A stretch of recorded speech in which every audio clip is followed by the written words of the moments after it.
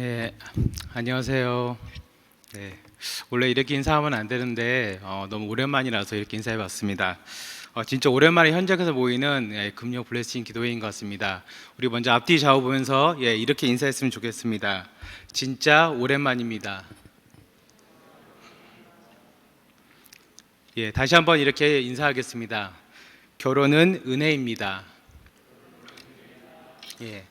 오늘도 이 자리에 나오신 여러분들을 주님의 이름으로 환영하고, 그리고 가정에서 방송을 보시는 분들까지 모두 말씀의 은혜 받으시고 특별히 드려지는 기도 가운데 응답이 있으시기를 주님의 이름으로 축원드립니다. 오늘 결혼 은혜를 만나다라는 제목으로 말씀을 전하도록 하겠습니다. 지난해 11월 14일인 거였습니다. 일본 출신 방송인 사유리 씨가 배우자 없이 정자 은행을 통해서 정자를 이제 기증받고 이제 비혼 출산을 했습니다. 그리고 그것을 자신의 SNS에 올렸습니다. 그래서 좀 이렇게 잠깐 이제 여론이 시끌벅적한 적이 있었는데 그녀가 올린 글에는 일주일 만에 3,800개의 댓글이 달렸습니다. 물론 대부분이 다 응원하는 댓글이었습니다. 그 응원하는 내용은 이러했습니다. 자신도 비슷한 고민을 갖고 있었다. 그리고 누군가는 또 이제 그녀가 이런 선택을 한 것을 두고 한국 여성이 속으로만 삼켰던 문제를, 그 질문들을 표현했다, 이렇게 또 이야기를 했습니다. 사유리 씨가 이 비혼 출산을 위해서 정자를 기증받는 것이 한국에서는 불가능하다는 것을 알고 일본으로 건너가서 이제 그 정자 은행을 통해 가지고 정자를 기증받고 이제 인공수정을 하여서 아이를 낳았습니다. 그래서 이런 사실이 또 알려지니까 우리나라 이제 법제도를 개선해서 우리나라에서도 이게 가능하게 만들어야 된다, 이런 이야기까지 또 여러 가지로 또 논의가 활기를 띠었습니다. 비혼 출산을 한 어느 한 연예인의 결정에 사람들은 정말 많은 응원을 보냈습니다. 그리고 특별히 여성들의 지지가 이어졌다는 것에 우리는 주목할 필요가 있습니다. 작년 12월 7일 시사인이라는 신문 기사에 따르면 인구보건복지협회가 조사한 결과 결혼에 대해서 여성들은 30%가 부정적인 견해가 있고 남성들은 19%가 부정적인 견해가 있는 것으로 조사되었습니다. 그리고 본인이 성공했거나 재정적 여유가 있을 때 어떤 선택을 할 것이냐에 남성들의 77%는 결혼을 선택하겠다. 그리고 여성들의 67%는 오히려 내가 성공을 했거나 재정적인 여유가 있다면 결혼을 선택하지 않겠다, 비혼을 선택하겠다, 이렇게 이야기를 했습니다. 여성들이 결혼을 꺼리는 이유로는 그 첫 번째가 혼자 사는 것이 더 행복해서였습니다. 그리고 그 다음 대답들이 가부장적인 제도, 그리고 양성 불평등 이었습니다. 반면 남성들은 현실적으로 내가 그 결혼 조건을 맞추기 힘들어서 결혼을 피하겠다, 비혼하겠다. 그리고 두 번째로는 여성들과 똑같이 혼자 사는 것이 이제는 더 행복한 것 같다, 그래서 결혼을 하지 않겠다고 이야기했습니다. 미혼이란 말은 우리가 알다시피 안일 미자에 혼이랄 혼자를 써서 아직 결혼하지 않은 상태를 뜻합니다. 그리고 결혼이란 말은 맺을결 혼이랄 혼자를 써가지고 남녀가 정식으로 부부관계를 맺는 것을 뜻합니다. 그리고 이제 비혼이란 단어는 안일 비자, 혼이랄 혼자를 써서 결혼하지 않는 상태를 뜻합니다. 이렇게 들으면 미혼과 비혼이 비슷한 거 아니냐 이렇게 생각할 수 있는데, 미혼은 아직 결혼하지 않은 상태이고 비혼은 앞으로도 결혼하지 않겠다는 것입니다. 제가 여기서 미리 말씀드리는 것은 행여라도 이제 독신으로 살아가시는 분들이 오해하실까봐 말씀드리는데, 독신은 조금 또 다른 이슈입니다. 그래서 이제 독신과 이 비혼을 혼돈하지 마시고 오해하지 마시기 바랍니다. 실제적으로 비혼이란 말은 우리나라에서 만들어진 신종 용어입니다. 2000년대 초반에 만들어진 용어인데, 상대적으로 이제 우리가 이제 점점 시대가 지나면 지날수록 이제 절대적으로는 잘 살게 되었지만 상대적인 빈곤이 심해지면서 여성들이 이제 일터로 나가게 되었습니다. 그리고 옛날과는 다르게 또 여성들의 환경이 높아지고 또 약간의 사회 문화도 개방되었기 때문에 많은 여성들이 이제는 자연스럽게 일터로 나가게 되었습니다. 그런데 그렇게 일터로 나간 여성들이 남성들과 동일하게 일터에 나가고 가정에 복귀해서 동일하게 가사 노동을 하는 게 아니라 가사 노동까지도 여전히 여성들에게 주어졌기 때문에 여성들은 이제 그거에 대한 이제 이중 부담에 내몰리게 됐고, 여기에 이제 반발한 여성들이 사람이라면 누구나 모두가 대부분 다 결혼을 해야 된다는 이 기본 명제를 깨뜨리기 시작했습니다. 그래서 특별히 이 여성들을 중심으로 비혼 열풍이 일어나기 시작한 이유가 바로 여기에 있습니다.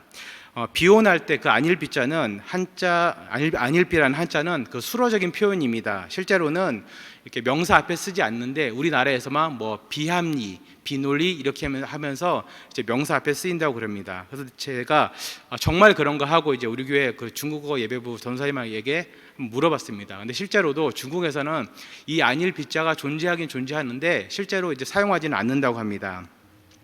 그리고 요즘 이 비혼이란 말이 단순히 결혼을 하지 않는다 이걸로만 우리가 또 이해하기보다는 그 안에 또 비혼의 종류도 또 두 가지가 있다 합니다. 자발적인 비혼과 또 비자발적인 비혼 이렇게 또 두 가지로 나눌 수 있다고 합니다. 가족학을 전공한 강유진 총신대 교수의 연구 결과에 따르면 자발적 비혼을 선택하는 사람은 20% 그리고 나머지 80%는 비자발적인 이혼을 선택한다고 합니다. 비혼을 선택한다고 합니다. 그 비자발적인 비혼을 선택하는 이유는 결혼의 그 비용이 부담이 되어서 뭐 예를 들면 이제 뭐 집도 마련해야 되고 여러 가지 육아 비용 뭐 요즘 뭐 이렇게 출산 장려로 뭐 지자체에서 몇 천만 원을 준다 하지만 실제적으로 어떻습니까? 아이를 키우는 걸 계산을 해보면 그 지자체에서 수천만 원을 준다 그래도 모자란 것이 사실입니다. 그리고 집 문제 옛날보다는 지금 아마 수십 배 더 뛰었습니다. 예전에는 집 구하는 게 그렇게 어렵지 않았는데 요즘은 뭐 30년을 벌어야지 40년을 벌어야지 내 집을 마련할 수 있다 이런 말이 나올 정도로 그 결혼에 대한 부담이 큽니다. 그리고 두 번째가 바로 기회 상실입니다. 내가 나이가 놓쳤기 때문에 나는 이미 결혼의 기회가 날아갔다 이렇게 생각하는 분들이 꽤 많습니다. 그리고 나에게 마땅한 배우자가 없다. 그리고 여러 가지 또 내가 아직 경제적으로 독립하지 못해서 혹은 친인척 중에 혹은 친구들 중에 아직 비혼의 비율이 높아서 아직까지 비혼을 선호하는 사람들이 있다고 합니다. 그리고 세 번째가 불이익의 부담. 내가 결혼 이후에 특별히 이제 여성들을 뜻합니다. 직장이나 가족 생활에서 예상되는 그 부담감과 압박감 때문에 비혼을 선택한다고 합니다. 그리고 이와 또 동일하게 또 점점점 이 비혼의 비율, 결혼을 꺼리는 그 비율이 많아지는 이유는 그 내가 이제 결혼하고 싶은 그 상대에 대한 또 기대치가 계속해서 올라가기 때문이라고 합니다. 2019년입니다. 이제 1년 조금 지났는데 결혼정보업체 듀오에 따르면 1000명을 대상으로 조사를 했습니다. 이상적인 남편의 조건이 나옵니다. 키 178, 연소득 그러니까 연봉입니다. 5,270만 원, 자산 2억 500만 원, 그리고 4년제 대졸 남성. 그리고 여성의 경우는 뭐 키 165, 연소득 4,400만 원 정도, 그리고 자산 1억 8,200만 원 정도를 가진 그 4년제 대졸 여성이 이제 남녀가 서로 원하는 그 이상형의 조건이라고 합니다. 저는 이 조사 결과를 보고 너무 상처받았습니다. 뭐 연소득, 그 자산, 꿈도 못 꾸는 뭐 저게 자산이 아니라 빚이라면 난 자신이 있는데 그런 생각도 했고, 그리고 키 178, 여기서 너무 기분 나빴습니다. 저는 여러분 생각해 보십시오. 남자 키 178이 사람의 키입니까? 아니에요. 아닙니다. 이 조사의 좀 또 재밌는 점은 밑에 또 중요 사항에 보면은 정말 이렇게 외모, 뭐 돈 다 이렇게 써놓고 정작 중요한 것은 성격이 중요하다 이렇게 써놨습니다. 그럼 여기서 하나 질문하겠습니다. 저 조건이 다 안 맞아도 성격이 좋으면 결혼하는 커플들이 많아져야 되는데 실제적으로는 그렇지 않습니다. 그 말은 무엇이냐면 내가 성격을 바른다고 얘기를 하지만 실제로는 그게 아니라 조건을 더 본다는 것입니다. 그렇기 때문에 아직까지도 그 비혼의 비율이 점점점 많아진다는 것입니다. 지금까지 한국 사회가 결혼을 꺼리는 이유와 미혼과 그 비혼의 그 사전적 정의에 대해서 알아보았고, 그리고 제가 지금부터 우리가 왜 결혼을 해야 되는지, 그리고 이 결혼을 왜 우리가 권면하고 권장해야 되는지 한번 알아보도록 하겠습니다. 가장 먼저 우리가 결혼을 해야 되는 이유, 그리고 결혼을 권장해야 되는 이유는 하나님께서 사람이 혼자 사는 것이 좋지 않다고 이야기하셨습니다.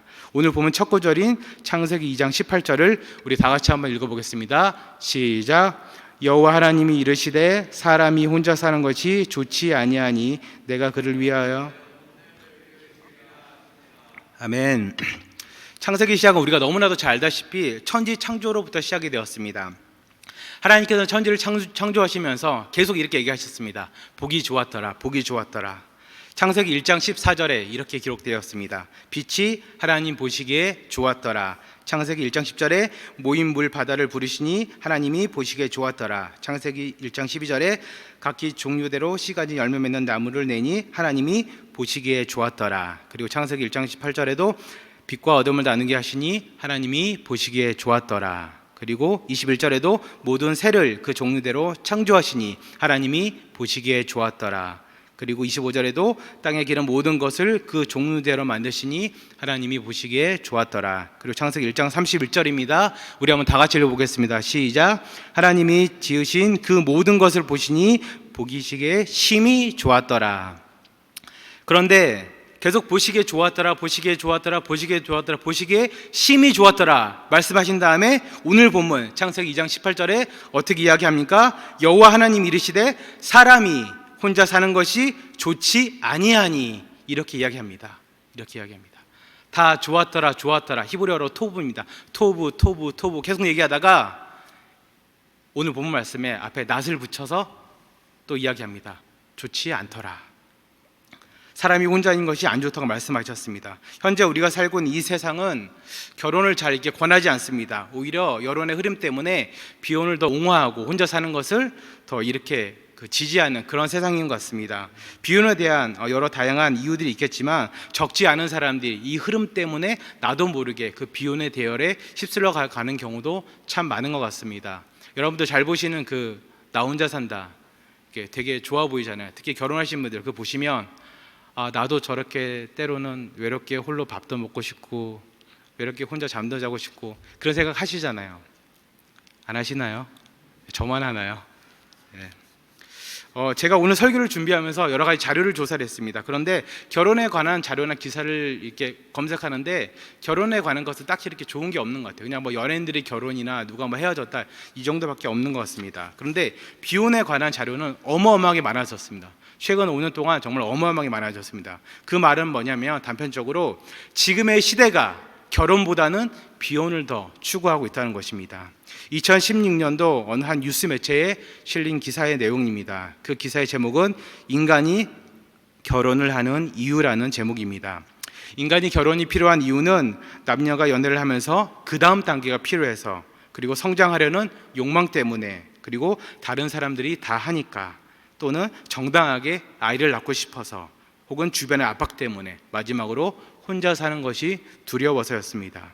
이렇게 세상에서 말하는 결혼의 이유들은 인간적인 면도 있지만 한편으로는 되게 이기적으로 보입니다. 때로는 타인의 시선을 의식해서 내가 결혼을 해야지 이렇게 하는 부분도 적지 않은 것 같습니다. 그런데 우리가 이러한 이유들을 신경 안 쓸 수는 없습니다. 왜냐하면 우리도 가족의 구성원이고 이 사회의 구성원이기 때문에 그렇습니다. 그런데 우리가 이거보다도 우선적으로 먼저 생각하고 우리가 묵상해야 될 것은 성경적인 기준입니다. 하나님께서 혼자 사는 것이 좋지 않다 말씀하셨습니다.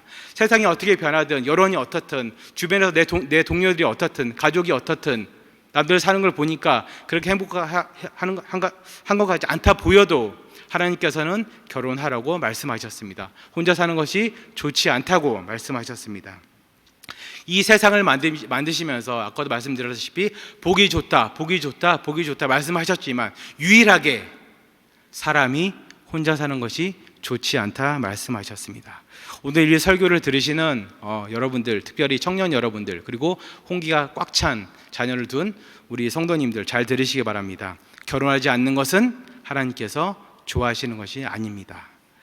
인간적인 사고와 사회 흐름과 시대의 변화가 어떻든 간에 비혼이 어떻든 간에 뭐 그렇게 또 비혼 출산에 대해서 이게 되게 나이스하고 뭐 여론이 어떻든 간에 그게 중요한 것이 아니라 우리는 하나님의 말씀을 따라야 되는 사람들입니다. 그렇기 때문에 말씀을 우선적으로 생각하시고 이 시대의 흐름에 휩쓸리지 마시기 바랍니다. 아무쪼록 올바른 결혼관을 정립해서 우리 자녀들뿐만 아니라 우리 모두가 올바른 결혼관을 가지고 살아가시기를 주님의 이름으로 축원드립니다. 두 번째로 결혼을 해야 되는 이유는 그리고 결혼을 권장해야 되는 이유는 결혼은 하나님의 명령이기 때문에 그렇습니다. 오늘 본문 말씀은 아니지만 같은 창세기 말씀입니다. 창세기 1장 27절 말씀을 우리 다 같이 한번 읽어보겠습니다. 시작. 하나님이 자기 영상 곧 하나님의 영상대로 사람을 창조하시되 남자와 여자를 창조하시고 하나님이 생육하고 번성하여 땅에 충만하라. 땅을 정복하라. 바다의 물고기와 하늘의 새와 땅에 움직이는 모든 생물을 다스리라 하시니라. 아멘. 하나님께서 남자와 여자를 창조하셨다고 말씀하셨습니다. 이전에도 제가 차별금지법 설교를 하면서 말씀드렸지만 하나님께서 오직 이 두 가지 성을 창조하셨습니다. 그리고 이 두 가지 성을 가진 남자와 여자로 하여금 어떻게 하라고 말씀하셨냐면 생육하고 번성하고 그리고 땅에 충만하라고 말씀하셨습니다. 먼저 생육하다라는 말은 히브리어로 파라입니다. 파라. 그 뜻은 열매를 맺다, 다산하다, 결실이 풍부하다 이런 뜻이 있습니다. 그리고 번성하다라는 말은 라바라는 말로 많다, 크다, 증가하다, 증가시키다 이런 말이 있습니다. 그리고 마지막으로 땅에 충만하다라는 에서 충만하다는 말은 말레라는 말로 채우다, 가득 차다 그 뜻이 있습니다. 우리가 아이를 많이 낳아서 크게 증가시키고 이 세상을 가득 채우라는 뜻입니다. 하나님께서는 남자와 여자를 창조하시고 복을 주시겠다고 말씀하신 다음에 그들에게 명령하셨습니다. 생육하라, 파라, 다산하라, 번성해라, 라바라, 너희 스스로가 더 많게 하라, 그리고 땅에 충만하라, 말레, 이 세상을 가득 채워라 이렇게 말씀하셨습니다.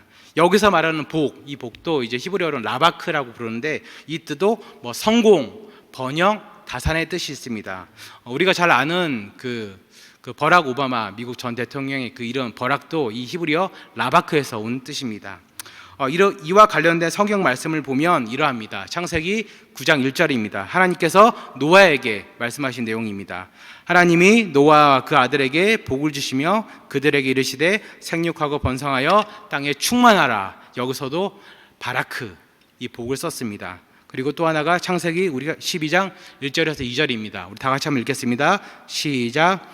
여호와께서 아브라함에게 이르시되 내가 너로 큰 민족을 이루고 내게 복을 주어 내 이름을 창대하게 하리니 너는 복이 될지어다. 여기서도 복 두 번 나옵니다. 이 또한 라바크, 번성해라, 다산해라 뜻입니다. 그리고 마지막으로 창세기 27장 7절 하나님께서 야곱에게 하신 말씀입니다. 나를 위하여 사냥하여 가져다가 별미를 만들어 내가 먹게 하여 죽기 전에 여호와 앞에서 내게 축복하게 하라 하셨으니 이렇게 말씀하셨습니다. 하나님께서 태초에게 우리에게 주신 것은 복과 같은 명령과 같은 복이었습니다. 그것을 지키는 길은 결혼하는 것밖에 없습니다. 그 결혼을 통해서만 우리는 이 명령을 잘 수행할 수가 있습니다. 이 복을 우리가 온전히 받고 누릴 수가 있다는 것입니다. 제가 앞서서 서론의 말씀에 어느 한 연예인의 비혼 출산에 대해서 말씀을 드렸습니다. 하나님께서 사람이 혼자이신 것이 복이 좋지 않다고 말씀하시면서 남자의 갈빗대 하나를 떼어서 여자를 만드셨습니다. 오늘 본문 창세기 2장 22절 말씀인데 제가 다시 한번 읽어드리겠습니다. 여호와 하나님이 아담에게서 취하신 그 갈빗대로 여자를 만드시고 그를 아담에게로 이끌어 오시니 이렇게 했습니다. 남자가 여자에게 그리고 여자가 여자에게 남자를 보내주신 분은 바로 다른 사람이 아니라 하나님께서 보내주신 것입니다. 그 하나님께서 지금 내 옆에 있는 그 아내를, 내 옆에 있는 내 남편을 보내주신 것입니다. 나에게로 내 인생으로 이끌어주신 분이 바로 하나님이시라는 것입니다.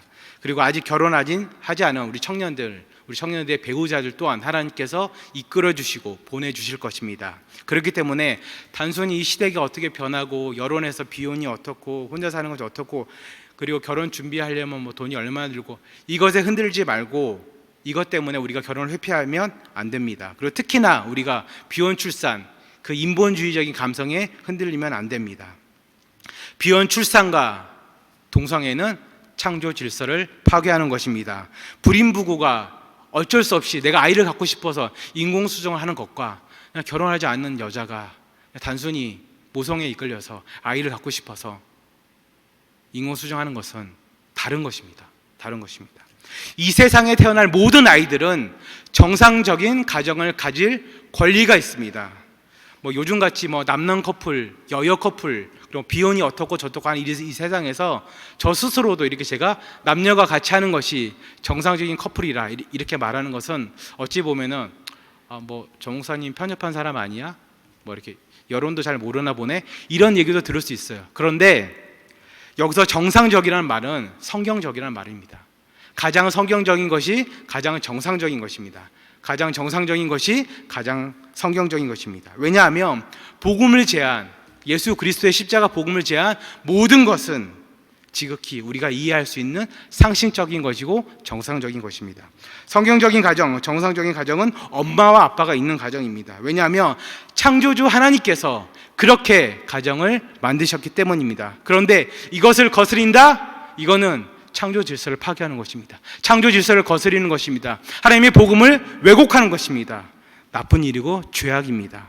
행여라도 비혼을 꿈꾸거나 그런 자녀를 둔 부모님들이 계신다면 이것이 죄라는 것을 아시고 깨우치시고 회개하시기를 주님의 이름으로 축원드립니다. 마지막 세 번째로 결혼을 해야 되는 이유, 그리고 결혼을 권장해야 되는 이유는 결혼만이 주는 은혜가 있기 때문입니다. 지난 주일이었던 것 같습니다. 산부 예배를 마치고 이것저것 할 일들 다 하고 이제 교육자들이 이제 슬금슬금 8층으로 다 모였습니다. 8층 교육자실로 모였습니다. 그래서 이제 같이 앉아서 이제 두런두런 이런 얘기를 하다가 갑자기 뭐 육아와 결혼 생활에 대한 얘기가 나왔어요. 거기는 이제 아직 결혼을 하지 않는 그 미혼의 전도사님들도 계시고 저처럼 이렇게 결혼을 한 목사님들도 몇 분 계셨어요. 이런 이야기 저런 이야기를 하다가 육아 얘기가 나오면서 이제 어느 한 목사님 이런 얘기를 했어요. 아이를 키우는 게 이렇게 약간 성화의 과정을 거치는 것 같다. 내가 아이를 참고 인내하고. 여러분 그 아이를 돌보는 게 이제 영어로 베이비 시링이잖아요. 제가 예전에 한번 말씀드렸는데 왜 베이비 시링인지 아시죠? 애가 너무 말을 안 들으니까 깔아뭉개고 싶어요. 그래서 베이비 시팅이에요. 그런 얘기를 하는 목사님도 있고 어떤 목사님은 저는 그래도 육아는 괜찮은데 아내랑 사는 게 더 성화되는 것 같아요. 육아하는 게 한 7 정도, 3 정도 성화되는 거라면 아내랑 사는 거는 한 이렇게 7 정도 나를 성화시키는 것 같아요. 이런 얘기를 했습니다. 이런 얘기를 막 하니까 그 미혼의 전사님들이 뭔 얘기하는 거야? 그렇게 무슨 그렇게 이상하게 쳐다봤어요. 근데 이제 결혼을 한 목사님들은 알죠. 서로를 치근한 눈빛으로 바라보면서 아무 말 안 해요. 그냥 치근한 눈빛으로 보기만 해요. 그런데 이렇게 막 이렇게 말소리가 들리는 것 같아요. 목사님 힘드시죠? 나도 겁나 힘들어요. 막 들리는 것 같아요. 저 또한 젊은 시절을 정말 재밌게 보냈습니다. 재밌게 보내고 뭐 이렇게 여행도 많이 다니고 뭐 운동도 많이 하고 이렇게 연애도 좀 하고 그랬습니다. 근데 이제 33살 예수님의 승천하실 나이를 맞이하여서 지금의 아내를 만나서 이제 모든 것을 다 내려놓고 이제 정착을 했습니다.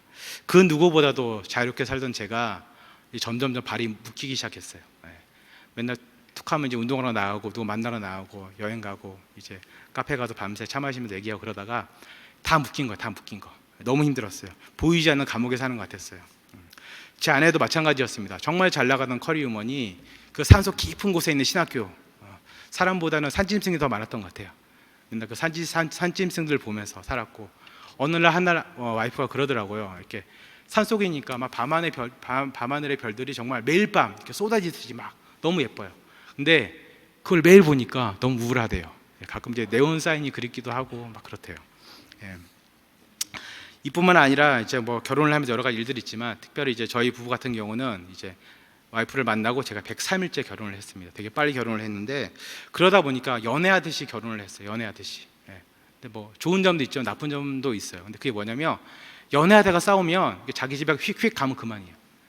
결혼하다 싸우니까 갈 데가 없어요. 이렇게 그 깊은 산 속에 나가면 산짐승 나오고 무섭고 집에 있어야 되고 너무 힘들었어요. 서로 정말 다르게 생긴 톱니바퀴가 만났습니다. 근데 그 톱니바퀴가 하나를 이루려고 이렇게 같이 돌아가요. 근데 맞지 않아요. 깨어지고 부서지고 그러면서 맞춰가는 것이 결혼 생활인 것 같습니다. 외국 속담에 이런 말이 있습니다. 결혼은 그 피바다를 노져가는 것이다. 이런 말이 있습니다. 여기 있는 이제 청년들 잘 이해 안 가지만 여러분들도 곧 그 피바다를 이렇게 노져서 이렇게 쑥쑥 가실 것입니다. 페루에서 10년간 선교사로 계시다가 현재 이제 그 선교지에 있는 그 토착 교회들, 뭐 개척 교회들을 지원하는 단체인 하트 크라이 센터 대표이신 폴 워셔 목사님은 결혼은 우리가 참된 주님의 제자가 되기 위한 한 과정이라고 말씀하시면서 인용한 성경 구절이 있습니다. 그것은 바로 마태복음 16장 24절입니다. 우리 한번 다 같이 한번 읽어보겠습니다. 시작. 이에 예수께서 자기를 부인하고 자기 십자가를 지고 나를 따를 것이니라. 아멘. 결혼 생활을 하면서 자기 부인은 정말 필수입니다. 누군가의 아들, 딸로 살다가 이제는 누군가의 남편으로, 아내로 살아야 됩니다. 자기 부인이 있지 않고는 정말 힘든 일입니다. 그리고 여기에 더해져서 갑자기 어린아이에 그 부모가 된다는 것은 정말 쉬운 일이 아닙니다. 모난 한 남자가 여자를 만나서 변화되어서 새롭게 태어납니다. 그 한 여자도 그 남자를 만나서 변화되어서 새롭게 태어납니다. 이것이 바로 결혼입니다. 오늘 보면 창세기 2장 24절 말씀에 이런 말씀이 있습니다. 우리 다 같이 한번 읽겠습니다. 시작. 이러므로 남자가 부모를 떠나 그의 아내와 합하여 둘이 한 몸을 이룰지로다. 저는 이 구절을 읽으면서 너무 조금 이렇게 살짝 짜증이 났어요. 결혼의 가정이, 그 하나가 되는 가정이 얼마나 힘든데 이렇게 한 줄로 표현했을까? 부모를 떠나서 하나가 된, 부모를 온전히 떠나는 거 정말 몸부림치는 노력이 필요한 것입니다. 한 여자가 한 남자를 만나서, 한 남자가 한 여자를 만나서 하나가 되는 것, 그 또한 정말 피나는 노력이 필요한 것이고 정말 뼈를 깎는 노력과 수많은 힘든 시간들이 필요한 것입니다. 우리는 이 힘든 과정을, 이 성화의 과정을 통해서 비로소 하나님께서 보내주신 배우자와 한 몸을 이룰 수가 있습니다. 예수님의 형상을 이전보다 좀 더 닮아갈 수가 있습니다. 복음을 좀 더 우리가 더 깊이 이해할 수가 있습니다. 우리가 너무나도 잘 아는 에베소서 5장 말씀, 그리스도와 교회의 관계를 이야기하고 있습니다. 결혼의 신비와 그 의미에 대해서 이야기를 하고 있습니다. 에베소서 말씀은 결혼의 그 고귀함과 성경적 의미를 교회와 그 그리스도의 관계로 이제 풀었다 이렇게도 해석할 수도 있지만, 그만큼 결혼이 기독교인들에게 있어서 중요한 것이라는 그것을 강조하고 있습니다. 제가 예전에도 이제 설교 드릴 때 많이 말씀드렸는데, 성경 전체를 통해서 복음을 이야기할 때 비밀 이야기하고, 그리고 동일하게 복음과 함께 이것은 너희가 비밀이다 이야기한 것은 결혼 하나밖에 없습니다. 그리고 이 두 비밀은 은혜로 주어지지 않으면 절대로 알 수 없는 비밀이 바로 복음과 결혼입니다.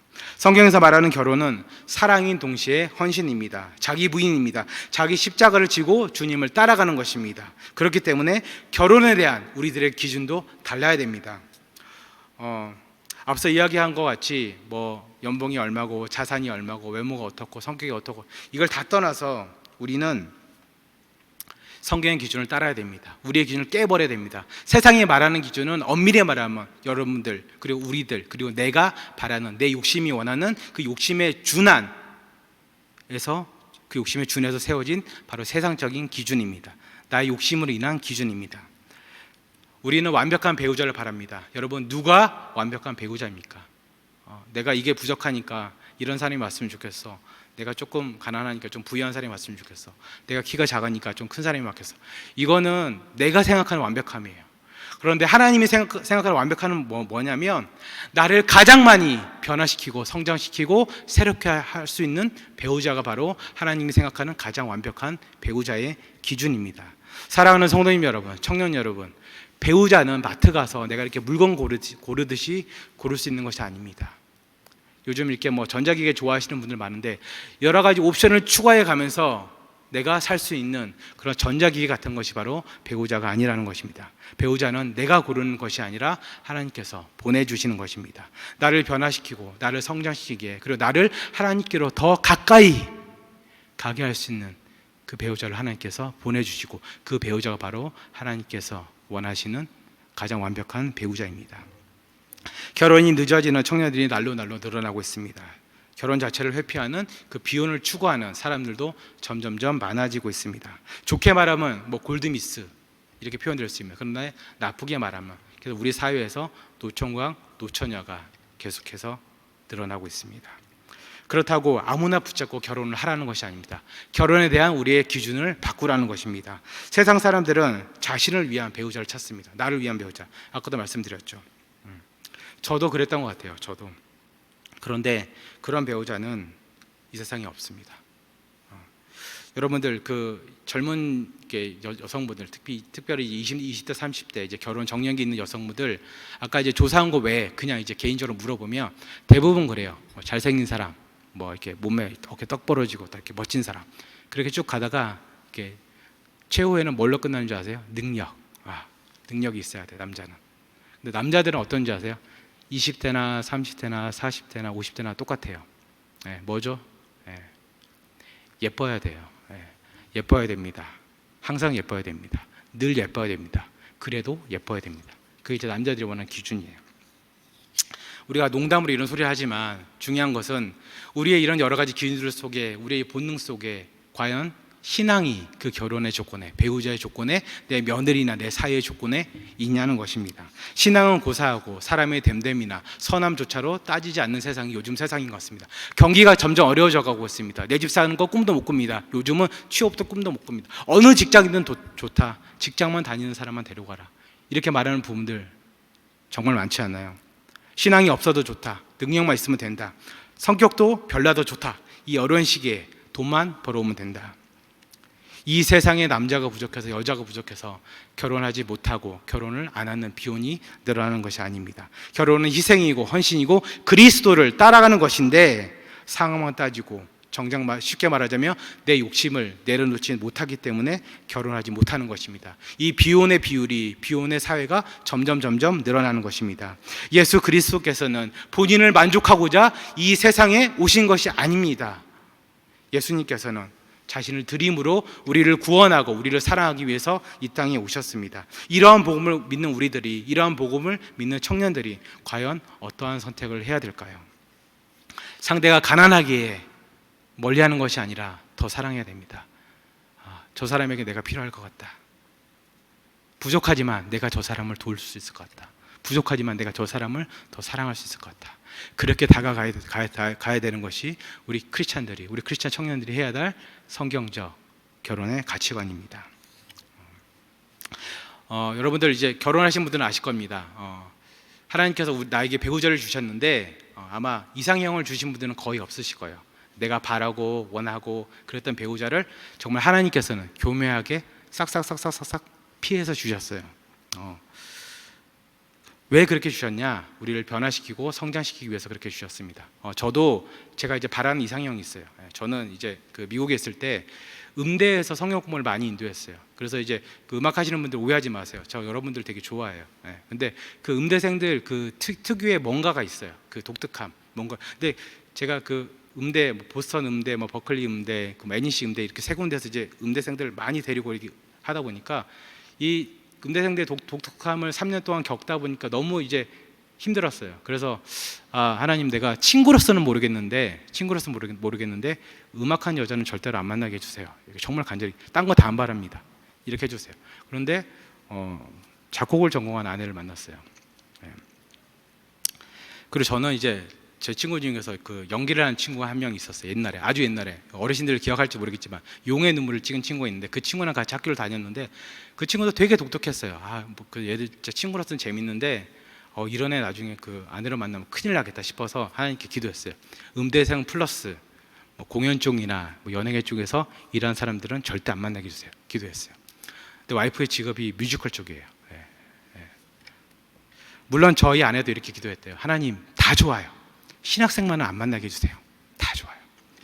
또 하나 기도했대요. 하나님, 정말 다 좋아요. 저보다 키 작은 남자만 안 만나게 해주세요. 제 아내가 저보다 한 2-3cm 더 큽니다. 그래서 싸울 때 참 힘들어요. 이렇게 내려보고 싸우고 싶은데 저는 항상 이게 고개를 들고 싸워요. 이 외에도 아마 서로 싫은 점이 참 많은데 하나님께서는 만나게 하셨고 변화시키고 성장시키고 있습니다. 아마 우리 교회 성도님들도 비슷하리라 생각됩니다. 예전에 몰랐는데 신혼 초에는 정말 열심히 싸우면서 하나님, 왜 이런 배우자를, 이런 남편을, 이런 아내를 왜 저에게 주셨습니까? 이렇게 고백했겠지만 지금은 하나님, 내가 내 남편 때문에, 내 아내 때문에 내가 그래도 이만큼 하나님 믿고 있고 이만큼 내가 성숙해졌고 그만큼 내가 이만큼 변화됐습니다. 이렇게 아마 고백하시는 분들이 많을 줄 압니다. 사랑하는 성도님 여러분, 그리고 우리 청년 여러분, 이런 배우자를 하나님께서 보내주실 것이고 이런 배우자를 잘 알아보시고 이런 배우자를 잘 만나서 믿음의 가정을 이루시기를 주님의 이름으로 축원드립니다. 말씀을 맺도록 하겠습니다. 오늘 우리는 창세기 말씀을 통해서 결혼의 참된 의미와 우리가 왜 결혼을 해야 되는지에 대해서 알아보았습니다. 결혼하지 않는 것은 하나님께서 혼자 사는 것이 좋지 않다고 말씀하셨습니다. 그렇기 때문에 우리는 결혼을 해야 됩니다. 천지를 만드시면서 하나님께서 이것저것 다 보기 좋다, 심히 좋다 말씀하셨지만 딱 하나, 혼자 사는 것이 좋지 않다 말씀하셨습니다. 그리고 두 번째로, 결혼은 하나님의 명령이기 때문에 그렇습니다. 생육하고 번성하고 충만하라고 말씀하셨습니다. 결혼은 우리가 상황이나 견해에 따라서 선택하고 선택하지 않고 그래야 되는 것이 아니라 무조건적으로 순종해야 되는 하나님의 명령입니다. 이와 더불어서 비혼 출산은 성경적인 것이 아닙니다. 동성애와 더불어서 비혼 출산은 창조 질서를 파괴하는 죄악입니다. 그리고 마지막으로 결혼이 주는 은혜가 있기 때문입니다. 모든 사람들이 만나서 서로 사랑도 하지만 서로 싸우고 그 맞지 않는 부분을 맞춰가면서 어그러지고 부딪히고 깨어지면서 조금씩 성화되어 갑니다. 그리고 서로를 닮은 아이를 또 키우면서 그 힘듦을 참아내면서 내가 하나님께로 조금 더 나아갑니다. 하나님의 아버지의 마음을, 그 아버지의 마음을 조금은 더 알게 된다는 것입니다. 아무쪼록 하나님께서 만드시고 명령하신 그 고귀한 결혼을 폄하하는 이 세상 가운데서도 여러분 결혼에 대해서 깊이 생각하시고 묵상하시고 매일매일 그 성화의 과정을 기대하시고 그리고 특별히 그 결혼의 은혜와 고귀한 가치를 우리 자녀들에게도 우리 청년들에게도 잘 전하시면서 살아가시는 여러분들 되시기를 주님의 이름으로 축원드립니다. 이 시간 다 같이 우리 찬양 한 곡 했으면 좋겠습니다. 나의 영혼이 잠잠이라는 찬양인데 요즘 뉴스를 보면 그렇습니다. 세상이 어떻고 결혼이 어떻고 여러 가지 말들을 참 많이 합니다. 비혼이 어떻고 혼자 사는 것이 더 좋고 이렇게 이야기 떠들합니다. 근데 이것은 신앙적인 것이 아닙니다. 절대로 성경적인 것이 아닙니다.